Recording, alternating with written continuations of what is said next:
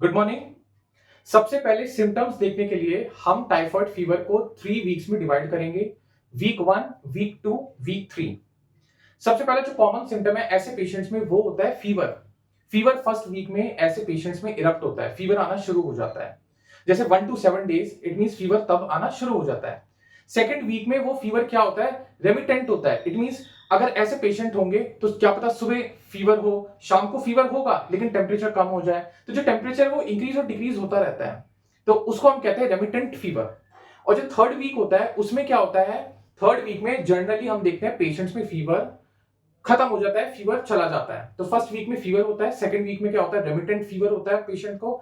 Suppose अगर morning में increase है फीवर तो इवनिंग में क्या पता कम भी हो जाए। जो टेम्परेचर है वो कितना हो सकता है, 98.6 से ऊपर ही रहेगा। लेकिन सेकंड वीक में क्या होता है, अगर पेशेंट को मॉर्निंग में 100 डिग्री फ़ारेनहाइट है तो शाम को आते आते वो 99 भी हो सकता है। ठीक है, डिग्री का चेंज हो सकता है। तो अब हम देखेंगे यहाँ पे वीक वाइज क्या क्या सिम्टम्स हो सकते हैं टाइफाइड पेशेंट में, टाइफाइड फीवर के पेशेंट्स में। तो पहले वीक में हम क्या देखते हैं, ऐसे पेशेंट्स में फीवर इरप्ट होता है जैसे मैंने आपको बताया। दूसरा एनोरेक्सिया, भूख नहीं लगना, कॉन्स्टिपेशन, डायरिया। एंड दूसरा क्या हो सकता है, हेडेक मोस्ट कॉमन है। तो ये जो सिम्टम्स है क्या होता है आपको फर्स्ट वीक में देखने को मिलते हैं।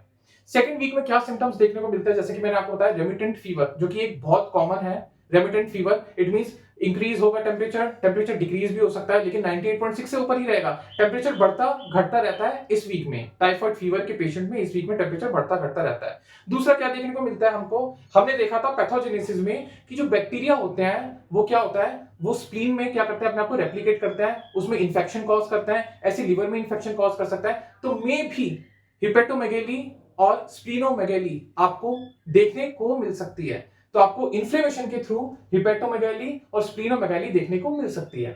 जो कार्डिनल फीचर है इस डिजीज का, टाइफाइड फीवर का, वो है रोज स्पॉट्स। मतलब पेशेंट की बॉडी पे रेड कलर के छोटे छोटे छोटे छोटे रोज स्पॉट्स आपको देखने को मिल सकते हैं। वो रोज स्पॉट्स को और क्या कह सकते हैं, हम कहते हैं स्केंटी मैक्यूल्स या स्केंटी पिंक मैक्यूल्स। वो पिंक कलर के, रोज कलर के छोटे छोटे छोटे छोटे स्पॉट्स उसकी बॉडी पे देखने को मिलते हैं, इसलिए हम क्या कहते हैं स्केंटी रोज मैक्यूल या रोज स्पॉट्स या स्केंटी पिंक मैक्यूल्स उसकी बॉडी पे देखने को मिलता है। थर्ड वीक में क्या होता है, जैसे कि मैंने आपको बताया थर्ड वीक में कि जो टेम्परेचर होता है वो चला जाता है। जनरली क्या होता है, पेशेंट रिकवर होने लग जाता है, ये उसकी रिकवरी स्टेज होती है।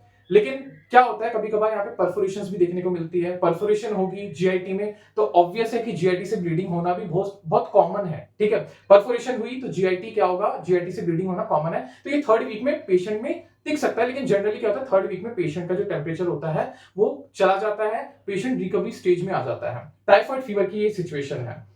ऐसे भी पेशेंट होते हैं जिनको एंटीबायोटिक या कुछ मेडिसिन देने के बाद भी वो पेशेंट ठीक नहीं हो पाते। तो ऐसे पेशेंट्स में क्या होता है, मैंने आपको बताया था हमारे इंटेस्टाइन में क्या होता है, पियर्स पैचेस होते हैं, उसमें इन्फ्लेमेशन इतनी ज्यादा हो जाती है कि परफोरेशन आपकी बहुत ज्यादा हो जाती है। अब परफोरेशन बहुत ज्यादा हो जाएगी तो उससे क्या होगा, आपकी ब्लीडिंग एक्सेस हो जाएगी, आपका बॉडी जो फ्लूइड है वो आपकी बॉडी से लॉस होने लग जाएगा। अब बॉडी से अगर फ्लूइड आपका लॉस हो रहा है तो उससे क्या होगा कि आपकी बॉडी में डिहाइड्रेशन हो जाएगी, आपकी बॉडी शॉक में जा सकती है, आप कोमा में जा सकते हैं। और क्या हो सकता है, इंटेंस ब्लीडिंग होगी तो जीआईटी हेमरेज भी होने के चांसेस होते हैं। ये तब होता है जब पेशेंट क्या होता है, अच्छे से ट्रीट नहीं हो पाता है। ठीक है, तो आज के लेक्चर में हमने क्या देखा, symptoms of typhoid fever. Next lecture में हम देखेंगे investigation, treatment, diagnosis and any other things. ठीक है, ओके, थैंक यू।